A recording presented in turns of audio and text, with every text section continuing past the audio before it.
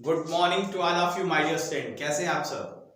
चलिए, आप सभी का बहुत बहुत स्वागत है और स्टार्ट करते हैं my dear student unit first का lecture number 4। My dear student, अभी तक हम लोग ने काफी कुछ स्टडी किया हुआ है और इस सेशन का जो डाइवर्सिटी द लिविंग वर्ल्ड है जो हमारा यूनिट फर्स्ट है। तो माय डियर स्टूडेंट, इस यूनिट फर्स्ट का अभी तक जो हम लोग ने टोटल 3 लेक्चर्स अभी तक लगाए हैं। ये जो है ये हमारा लेक्चर नंबर 4 है। यस, और इस लेक्चर नंबर 4 में माय डियर स्टूडेंट आज हम लोग बात करने वाले हैं टैक्सोनॉमिक कैटेगरीज की। आप देख रहे हैं ये सारी टैक्सोनॉमिक कैटेगरीज हैं, इनके बारे में हम लोग बात करेंगे। इसके अलावा बहुत सारे बच्चे यहाँ पर नए होंगे जो चाहते होंगे रेगुलर मेरे लाइव सेशंस को अटेंड करना, यस, रिकॉर्डेड लेक्चर्स को देखना। उसके लिए सिंपल सा प्रोसेस क्या है माय डियर स्टूडेंट कि जो आप गूगल प्ले स्टोर, आपको पता है, यस, गूगल प्ले स्टोर पे जाना है आपको, DNCMI आप टाइप करिए, 2 ऐप ओपन हो जाएंगे हमारे। उस ऐप को डाउनलोड करना है जिसके पीछे ये ब्लैक बैकग्राउंड है और लिखा हुआ है DNCMI एजुकेशन और यहाँ पे लिखा हुआ है केविन मीडिया। इस ऐप को डाउनलोड करेंगे माय डियर स्टूडेंट, अपने आप को रजिस्टर्ड कर लीजिए और जो इसका वीडियो सेक्शन है वहां पर यूनिट वाइज वहां पर कैटेगरीज है, वहां पर जाके आप क्लिक करेंगे, आपको सारे वीडियोस वहां पर मिलेंगे। तो चलिए, इसके अलावा कभी अगर प्रॉब्लम्स आती है ऐप को डाउनलोड के रिगार्डिंग या कोई आपकी क्वेरी है, ये कांटेक्ट नंबर है 7237841191। इस कांटेक्ट नंबर पे आप फोन करके कोई भी इंफॉर्मेशन आप ले सकते हैं अगर कोई प्रॉब्लम आ रही है। दूसरा एक तरीका ये है माय डियर स्टूडेंट कि आप हमारे YouTube चैनल को सब्सक्राइब कर लीजिए जिसका नाम है DNCMI एजुकेशन। यस, और आप देखिए यहाँ पर ये मेरी इमेज दी हुई है, इस इमेज से आप प्रॉपर हमारे YouTube चैनल को आइडेंटिफाई कर सकते हैं। अभी तक पूरे इंडिया से लगभग 18,000 से ज्यादा बच्चे हमारे साथ कनेक्ट हो चुके हैं। तो अब आपका नंबर है, तो यदि करना है नीट तो ज्वाइन करिए DNCMI। तो चलिए माय डियर स्टूडेंट, अब स्टार्ट करते हैं अपने इस ब्यूटीफुल सेशन को।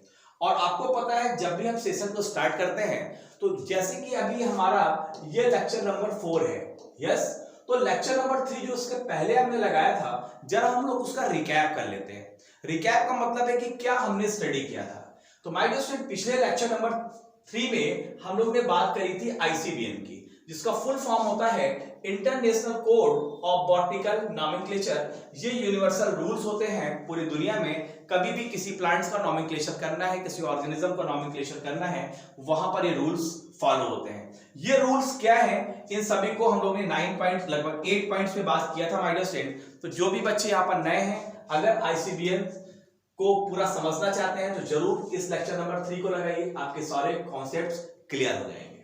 तो चलिए आते हैं आज के लेक्चर नंबर 4 में, और जिसमें आज हमें बात करनी है my dear student taxonomic categories की।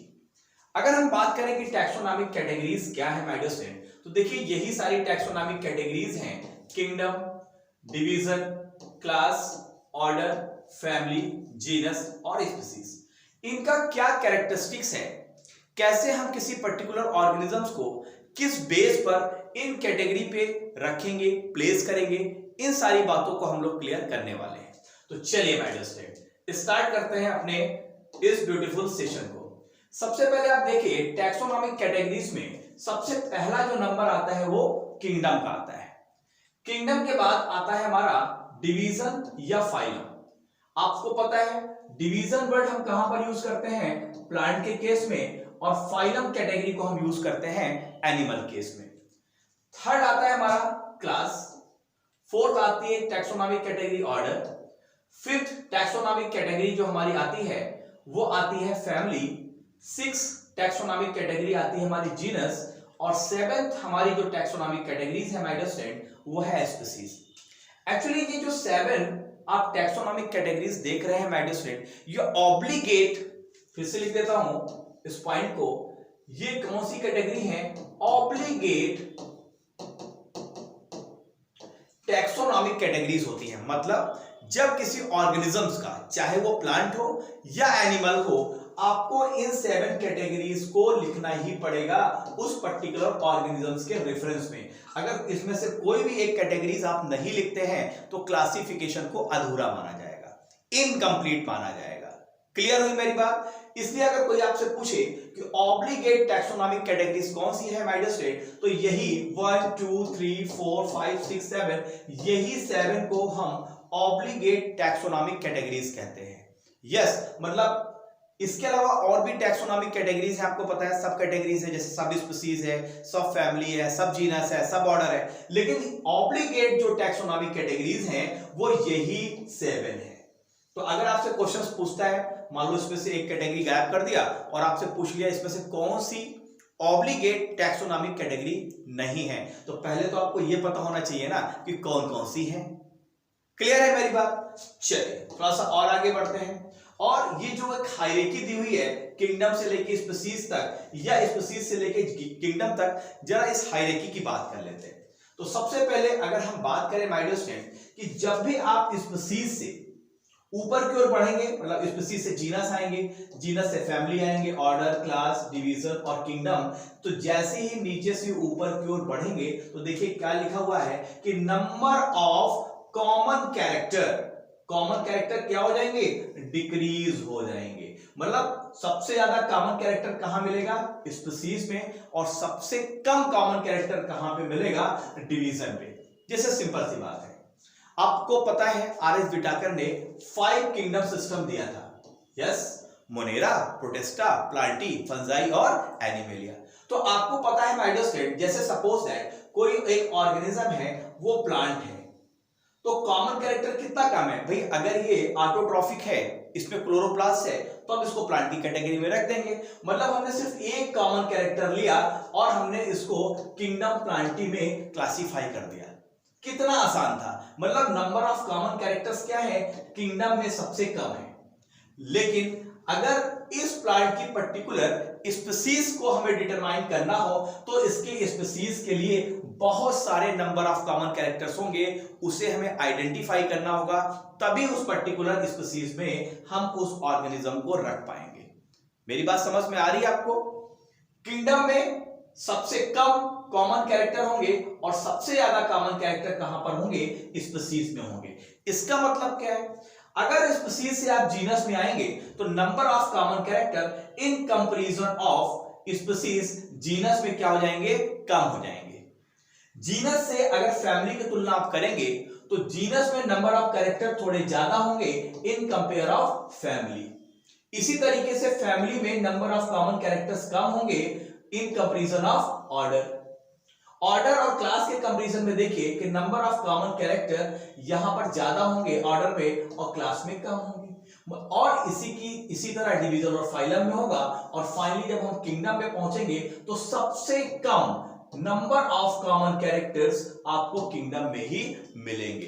तो पहला पॉइंट क्या कहता है? पहला पॉइंट ये कहता है कि यदि हम स्पीसीज से किंगडम्स की ओर मूव करते हैं on the basis of common character, तो common character will also be decreased as we will move from species to kingdom। ये बात क्लियर हुई माय डियर स्टूडेंट, जिसको मैंने यहां पर एरो से दिखाया हुआ है। चलिए कुछ इंपॉर्टेंट फैक्ट्स की बात कर लेते हैं। किसी भी ऑर्गेनिजम्स का अगर हम क्लासिफिकेशन करते हैं, चाहे वो प्लांट हो या एनिमल हो, उसको हम डिसेंडिंग या असेंडिंग ऑर्डर में कैसे भी लिख सकते हैं। मतलब क्या है कि अगर सपोज दैट हमें मान लो मैंजीफेरा इंडिका का अगर हमें क्लासिफिकेशन करना है तो हम स्पीसीज से स्टार्ट कर सकते हैं। स्पीसीज इसकी कौन सी है? इंडिका। जीनस क्या है? मैंजीफेरा। फिर हम उसकी फैमिली लिख दें, यस, फिर हम उसका ऑर्डर लिख दें, फिर हम उसका क्लास लिख दें, फिर हम उसका डिवीजन लिख दें, फिर उसका हम किंगडम रख दें। ये भी सही है। या दूसरा तरीका क्या है कि हम किंगडम से स्टार्ट करें। किंगडम्स क्या है? मैंगो का प्लांटी, डिवीजन हम लिख दें क्या है, क्लास क्या है, डिवीजन क्या है, क्लास क्या है, ऑर्डर क्या है, फैमिली, जीनस और स्पीसीज लिख दें। लेकिन एक बात का ध्यान रखेंगे कि जब अगर किंगडम से स्टार्ट करेंगे तो जस्ट उसके बाद डिवीजन आएगा और जस्ट उसके बाद क्लास आएगा, ठीक इसके बाद ऑर्डर आएगा, फिर फैमिली आएगी, फिर जीनस आएगा और फिर स्पीसीज आएगी। और यदि हम स्पीसीज से स्टार्ट करते हैं क्लासिफिकेशन को लिखना मैंगो के, तो स्पीसीज के बाद जीनस आएगा, family, order, class, division and kingdom आएगा। और आपको पता है डिवीजन और फाइलम में अंतर क्या है? डिवीजन हम यूज करते हैं प्लांट के लिए और फाइलम हम यूज करते हैं एनिमल के लिए। तो I hope my dear student आपको ये फर्स्ट पॉइंट समझ में आया होगा कि अगर हम किसी भी ऑर्गेनिज्म का क्लासिफिकेशन करते हैं, चाहे वो प्लांट हो या एनिमल हो, हम उसको चाहे डिसेंडिंग ऑर्डर में लिखें या असेंडिंग ऑर्डर में लिखें, बोथ क्राइटेरिया आर राइट। दोनों क्राइटेरिया क्या है? बिल्कुल सही है। चलिए नेक्स्ट पॉइंट की ओर बढ़ते हैं। नेक्स्ट पॉइंट कहता है, एक वर्ड आता है हायरार्की। इस हायरार्की के वर्ड को एक्सप्लेन किया गया है। हायरार्की का मतलब होता है डिसेंडिंग या असेंडिंग अरेंजमेंट जब हम करते हैं टैक्सोनॉमिक कैटेगरीज का। आपको पता है हाईएस्ट कैटेगरीज कौन सी है?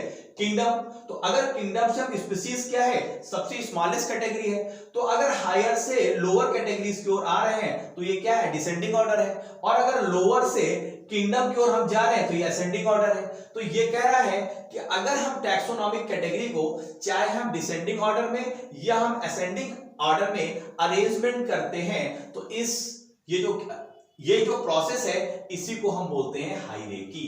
हायरार्की का मतलब होता है टैक्सोनॉमिक कैटेगरीज का असेंडिंग या डिसेंडिंग ऑर्डर में अरेंजमेंट करना। क्लियर है माय डियर स्टूडेंट? चलिए ये चार्ट आप जरा ले लीजिए। ओके, चलिए थोड़ा सा और आगे बढ़ते हैं और नेक्स्ट पॉइंट की बात करते हैं।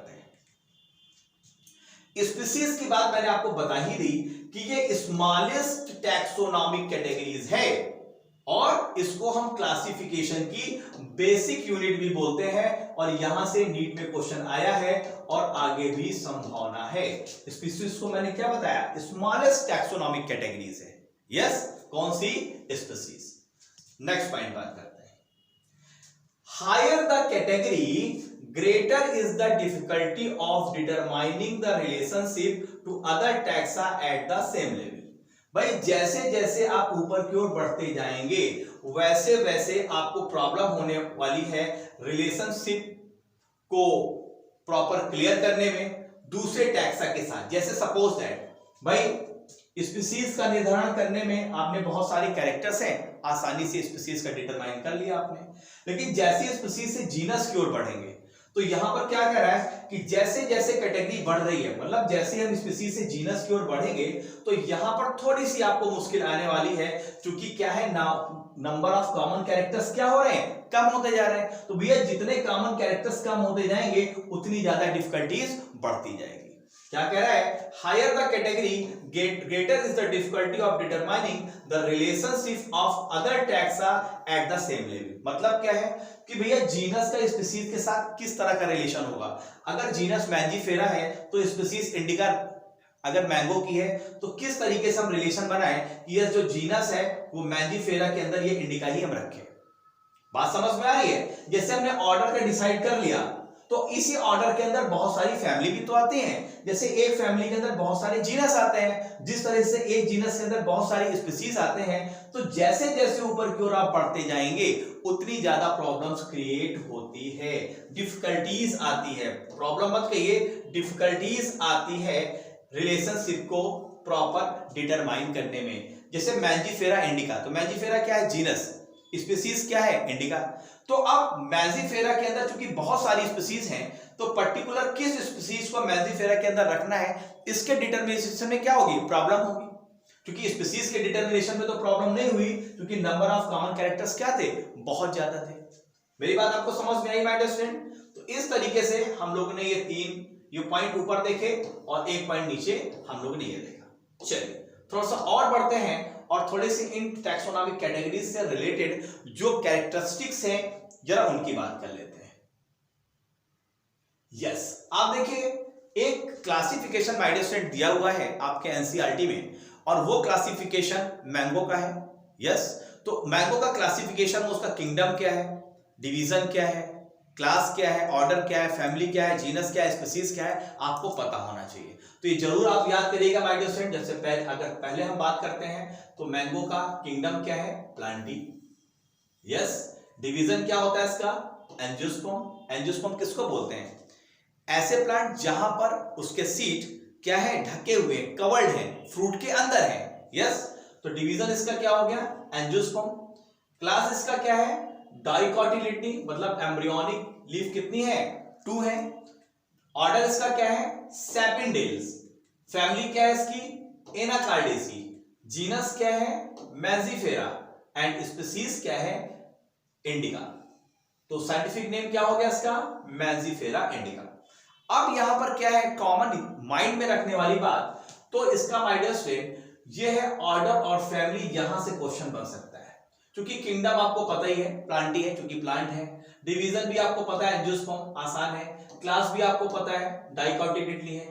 ऑर्डर और फैमिली याद करने में थोड़ी सी प्रॉब्लम होती है, तो मैं याद करने का तरीका बता देता हूं। जैसे आप किसी रेस्टोरेंट में जाते हैं, कहां पर? जापान के रेस्टोरेंट में, तो वहां पर आप क्या ऑर्डर कर सकते हैं? वहां पर आप सांप का ऑर्डर कर सकते हैं। तो सांप से सैपिनडेल्स याद रखिएगा, ठीक है।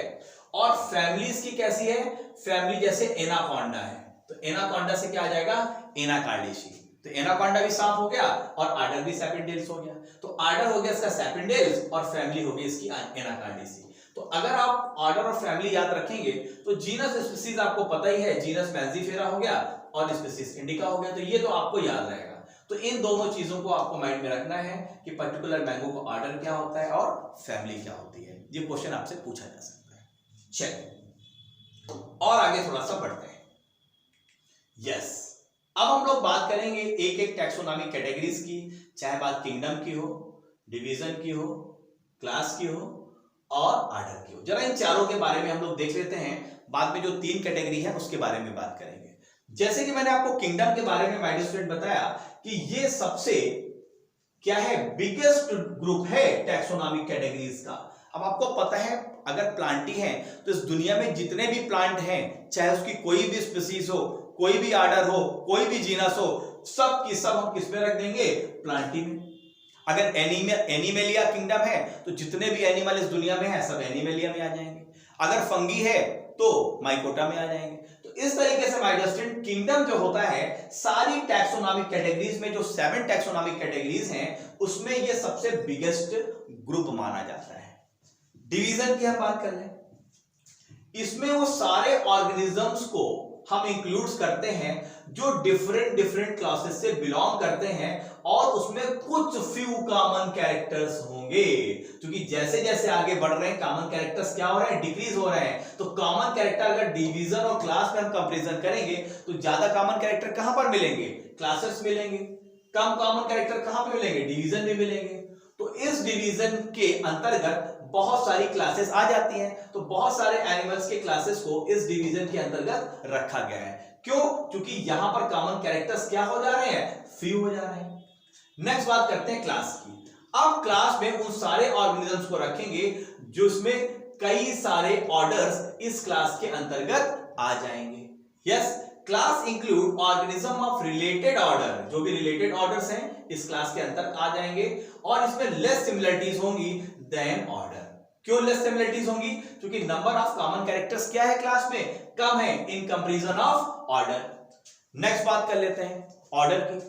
Order being a higher category is the assemblage of family, क्योंकि बहुत सारी फैमिली इसी ऑर्डर के अंतर्गत आएंगी।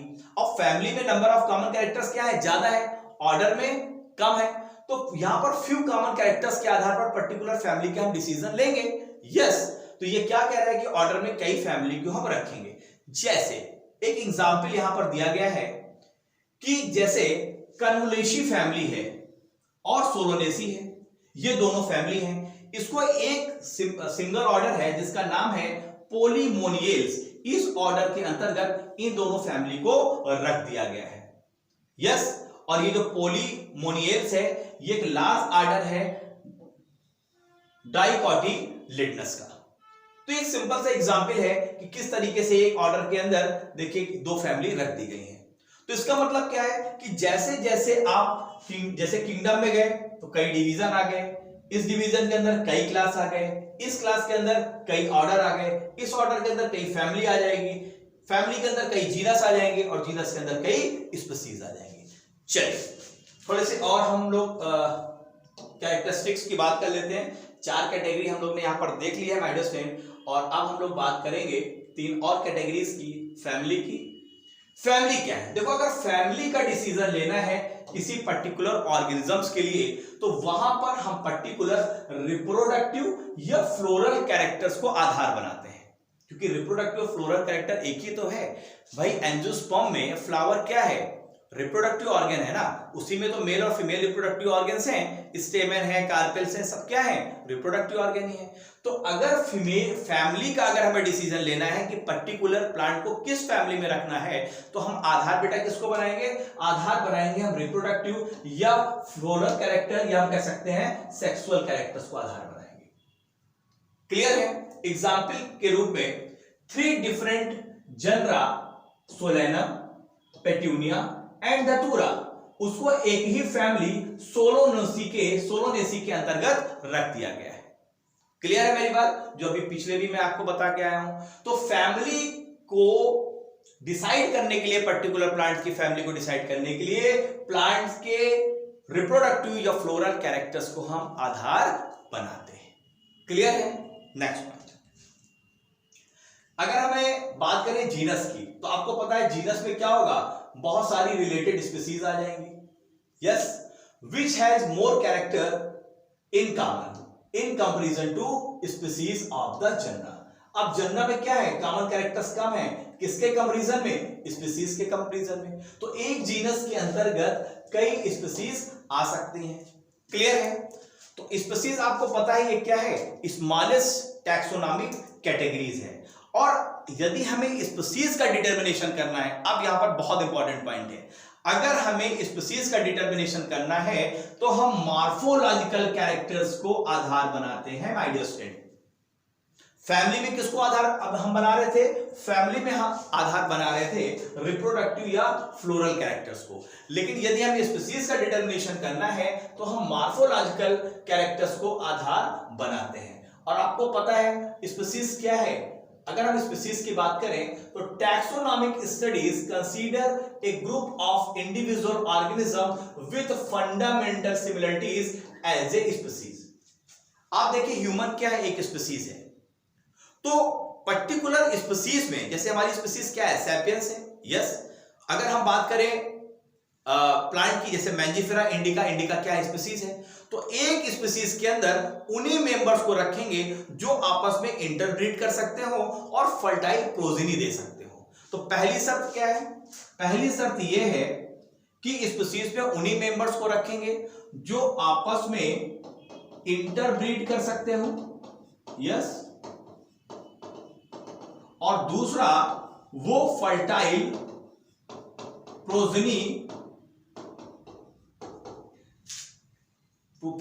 बना सकते हो। जैसे हम बात करते हैं म्यूल की, आपको पता है जो म्यूल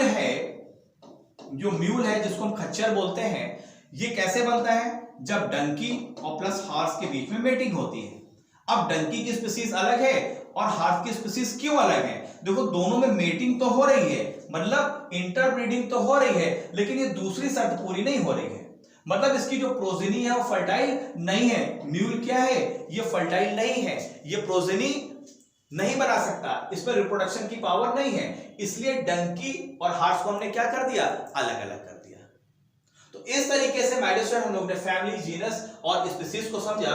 तो फाइनली हम लोग ने 7 टैक्सोनॉमिक कैटेगरीज को देखा जो हमारे नीट एग्जामिनेशन के पॉइंट ऑफ व्यू से बहुत इंपॉर्टेंट है। इस लेक्चर से रिलेटेड कुछ और भी कुछ इंपॉर्टेंट पॉइंट है, जरा उनकी बात कर लेते हैं। वहां से भी कभी कभी क्वेश्चंस आ जाते हैं।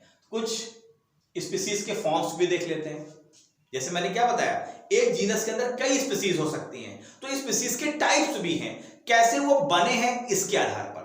जैसे अगर हम बात करें, पहली एक स्पीसीज होती है जिसको हम बोलते हैं मार्फो स्पीसीज। मार्फो स्पीसीज का मतलब होता है इसमें नई स्पीसीज जो बन जाती है वो मार्फोलॉजिकल कैरेक्टर्स के आधार पर अगर हमने स्पीसीज बनाई है तो ऐसी स्पीसीज को हम बोलेंगे मार्फो स्पीसीज। मार्फो स्पीसीज का मतलब क्या है, new species created only on the basis of morphological characters.